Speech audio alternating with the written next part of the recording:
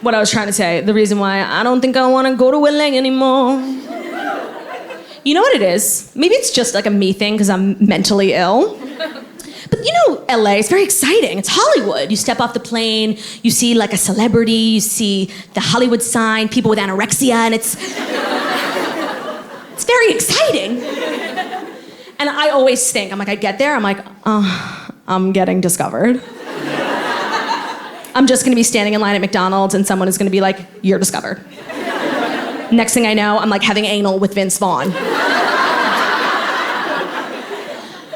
But when I tell you, that's literally never happened to me.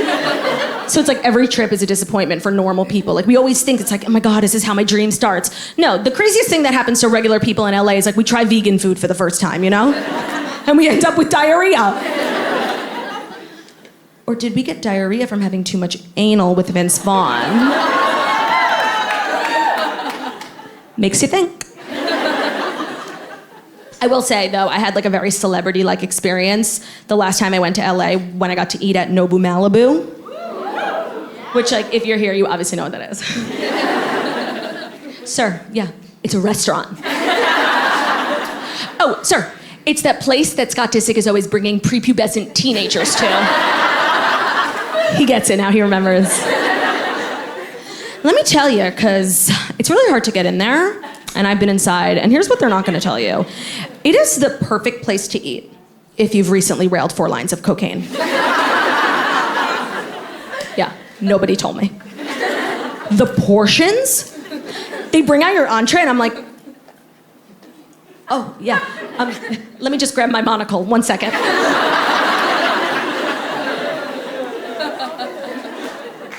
Oh, no, that's exactly what I wanted, thank you. And then they're like, that'll be $11,000. The menu is designed for the people who can actually afford to eat there. Celebrities who are doing blow in the bathroom. So I didn't know, but I was still excited. And the night was memorable, but not for a particularly good reason. I was actually assaulted there. I know. Verbally, but it counts. I was verbally assaulted at Nobu Malibu by a server. You believe that shit? Here's my side of the story. This gentleman comes over to tell us the specials. Now, I love to eat out. Well, at restaurants, not pussy, sorry. It's a very pussy-heavy show. I'm like an ally, you know, but I'm not like that big of an ally, so. I was trying to say, I love to go out to eat. I do. It's one of my favorite activities. But when they come over to tell you the specials, it's like my least favorite part. Because I never have the heart to tell a server, like, not only do I keep kosher, I have the palate of a 6-year-old who grew up in a trailer park. I'd never heard of a special I was even remotely interested in smelling. But I don't want to be a cunt, and I never use that word. I know, like, as a server, it's a huge part of your responsibilities to memorize that and present it with grace. So I just usually sit back and zone out. I think about, like, what I'm gonna pick up on the way home from McDonald's, you know? However, lean in. On this particularly chilly night at Nobu Malibu, my ears perk up. 'Cause this waiter, something ain't right. He's getting, like, really into the specials. Really passionate, zealous, borderline erect, I swear. And I think to myself, you know, this actually sounds interesting. Maybe I should listen. Maybe there's something there for me. So I start listening, and this man is going on and on and on about one dish, the tuna toro. It's very special, he explains. Tuna toro's really rare. It's really fatty.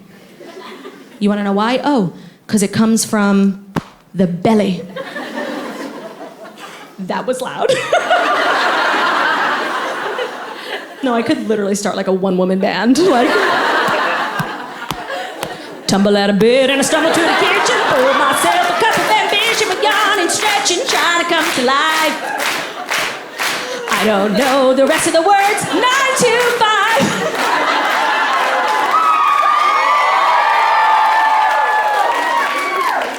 Guys, when I tell you that this waiter does not stop, like 15 minutes, a fucking TED Talk. I thought he was gonna whip out like a wireless mic and a remote, you know? Tuna Tora. And he kept saying the same thing. It's a very special piece of fish and it's very fatty. That's what makes it expensive. It's fatty. It's fatty. See where I'm going? About 7 minutes. About 7 minutes into his TED Talk, I decide to break his insane fucking direct eye contact just for a second.